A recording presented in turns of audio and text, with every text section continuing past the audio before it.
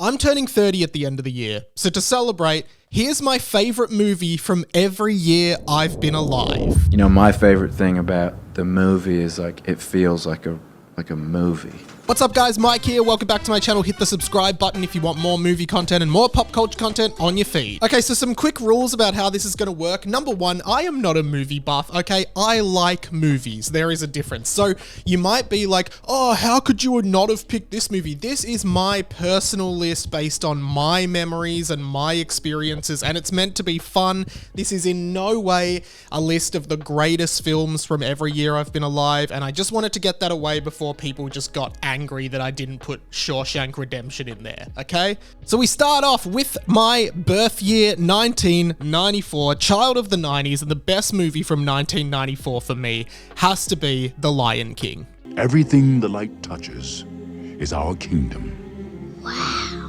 Classic Disney movie, so many great songs, and just an iconic film of my generation. You honestly can't look past it. 1995 is really easy as well. For me, it is Toy Story. You are a toy! You weren't the real Buzz Lightyear, you're an action figure! Again, the beginning of an iconic franchise, and this franchise has been a really important part of my life over the years, particularly with Toy Story 3, and just such an incredible achievement in 3D animation for its time. So, amazing movie. Going for fearsome here, but I just don't feel it. I think I'm just coming off as annoying. 1996 gets a little bit harder, but I ended up settling on Space Jam. What's going on here? Why, Michael? I thought you'd never ask. I think Space Jam's significance as a film is really understated these days, particularly because the sequel wasn't very good and didn't do very well. Space Jam just feels like a once-in-a-lifetime movie that, you have to have been a kid when you saw it to still love it.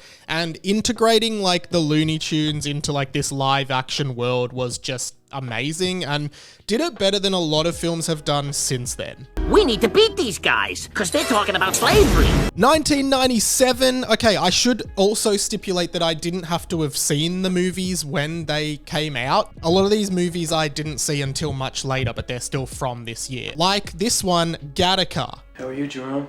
Not bad, Jerome. Gattaca is a really great sort of psychological science fiction movie. It's got Jude Law in it. It is just an amazing movie that I actually studied in high school. I highly recommend this for sci-fi fans. It's really good. 1998 is very, very tough for me. I was really tempted to go with Pokemon the first movie, Mewtwo Strikes Back. I see now that the circumstances of one's birth are irrelevant.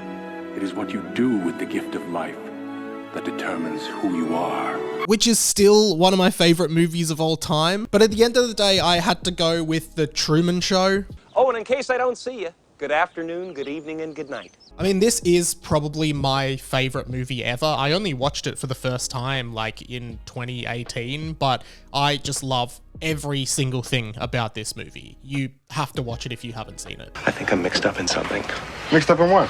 There's no point trying to explain it, but a lot of strange things have been happening. 1999, the last year of the 90s. Also a very hard year with lots of really good movies. Honorable mentions here are American Beauty, which I really enjoyed, as well as Toy Story 2. But at the end of the day, the award had to go to South Park, Bigger, Longer, and Uncut. Yeah, man, this is getting me so hot.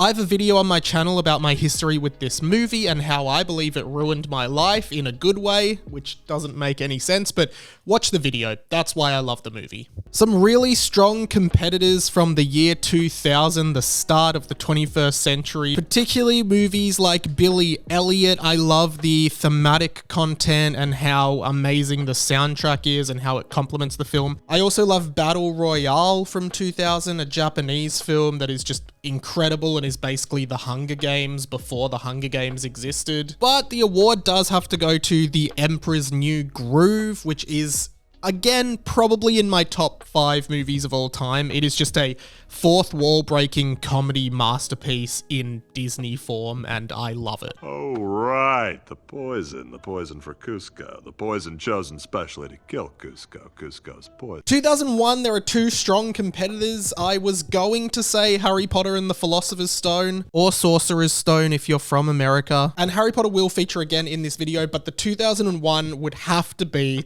Shrek. What are you doing in my swamp? I would put Shrek on a similar note to like The Lion King in terms of being an iconic millennial film. It's so quotable, it's funny, it is still referenced today, and Shrek is just a iconic character that is so identifiable, and this movie started all of it. Onions have layers. Ogres have layers. Onions have layers?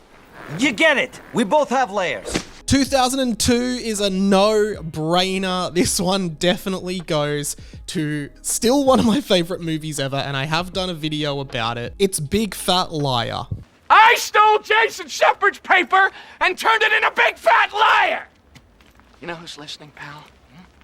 No one. This was a kid's film directed by Sean Levy, who actually went on to direct Deadpool and Wolverine this year. It starred Frankie Muniz from Malcolm in the Middle and Amanda Bynes from The Amanda Show, as well as Paul Giamatti. And it was just like this teenage kid who was trying to get back at a famous film director for stealing his school essay and turning it into a movie. Mwah, chef's kiss. Amazing film. Oh, really? Why don't you tell me more about that? It came down to 2 for 2003, but I ended up settling with School of Rock. Because the world is run by the man. Who? The man. Oh, you don't know the man? The other one was Peter Pan, the live action version, which I just loved so much and used to watch all the time. But if there was one movie I watched more, it was definitely School of Rock. Fat loser and you have body odor. All right. I know I've said this a lot, but it is just an iconic millennial movie that is still relevant and holds up today, and Jack Black's performance in this movie is incredible. Definitely give it a watch if you've never seen it. 2004 was also very tough. I was debating over 4 movies in this one, so we'll give 3 honorable mentions to Shrek 2, The Incredibles, and Spider-Man 2. Trying to do better. Shrek 2 because it was an amazing sequel, Spider-Man 2 because it was just like part of that beginning of superhero movies really starting to take off, and I thought of the original Spider-Man trilogy that was the best, and The Incredibles is another fantastic Pixar movie. But my top movie from 2004 has to be Harry Potter and the Prisoner of Azkaban. Pettigrew's alive, and he's right there. Commonly referred to as the best movie in the Harry Potter franchise, and I kind of agree with that. It also is when everything starts feeling more mature, and Alfonso Cuarón's work as director really shines in this movie. Expecto Patronum! 2005 was also pretty close. I decided not to choose Sky High, which I still love and have a video on my channel all about. Instead, I ended up going with Star Wars Episode 3: Revenge of the Sith. You underestimate my power!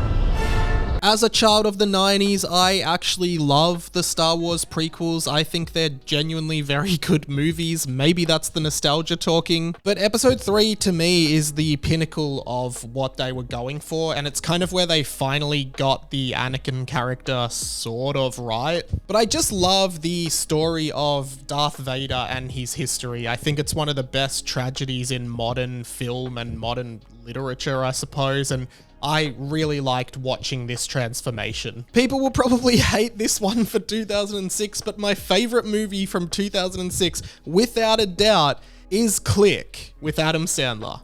And you better get started.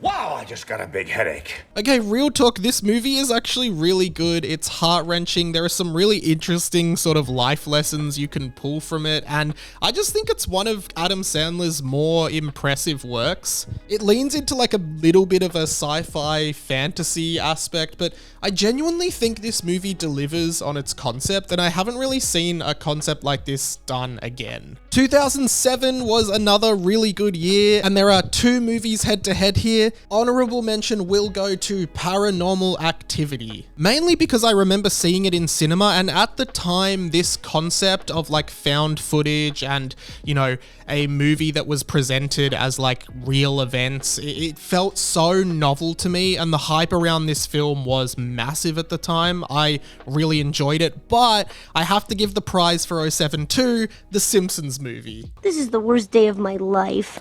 The worst day of your life so far. As a kid, there was so much hype around this movie. I saw it in cinemas, and to be honest, for me, it really delivered. I think it was just a perfect movie. I still watch it sometimes today, and I think it holds up very, very well. I would watch this movie any day of the week. It's hilarious, it's fan servicey, and it's great.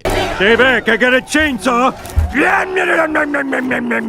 2008 has 4 films in the running, so the 3 honorable mentions are Yes Man with Jim Carrey. I saw this with my brother in the cinemas, and I just remember thinking it was hilarious. Nick and Nora's Infinite Playlist, which stars Michael Cera and Kat Dennings. I just thought this was a good like teen rom-com at the time. But my favorite movie from 2008 was Slumdog Millionaire. What was the name of the third musketeer?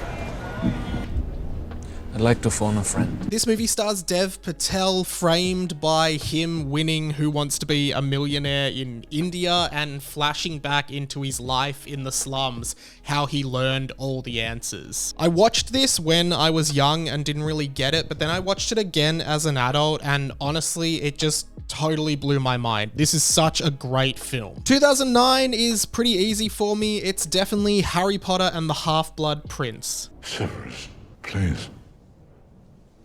Avada Kedavra.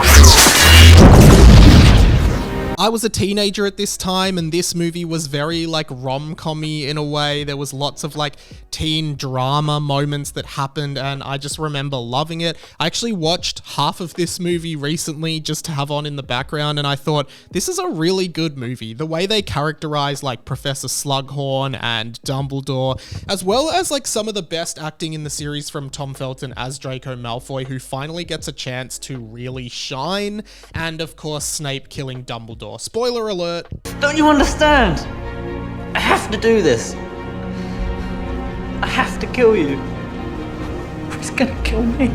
Alright, 2010, and then I'm going to do the rest of my life in a follow-up video to this. 2010 is undoubtedly Toy Story 3. So long, partner. I also thought maybe The Social Network, which I think is an amazing movie, but Toy Story 3 was iconic for me. You know, I grew up and Andy was a little kid, and then Toy Story 3 came out and Andy was now a teenager like me. It was amazing to come back to that series as an adult and to sort of be alongside the growth of Andy. I thought that was an amazing framing device, and I just thought the movie wrapped up Toy Story so well. Then they did Toy Story 4 and 5. I did a video about why that's stupid on my channel as well. Okay, so that is my favorite movie from every year of my life, 1994 to 2010. Make sure you stay tuned for the next one, which will be 2011 through 2024. There is about 15 there, because I think I've done 15 and 15 for 30 years of Mike. Make sure you comment your thoughts on my list and make your own list in the comments. I'd love to like read out some of yours in another video as well. If you like the channel, subscribe, please help me out. I'm really close to 8,000 subs now, and I'd really love for you to help me get there. I also have a Patreon and a bunch of other content. I'm all over the internet doing dumb stuff that I think is cool, so make sure you follow all of that down there in the description. That's all from me for now. My name's Radio Mike. This has been The Inside of My Mind, and I'll catch you later.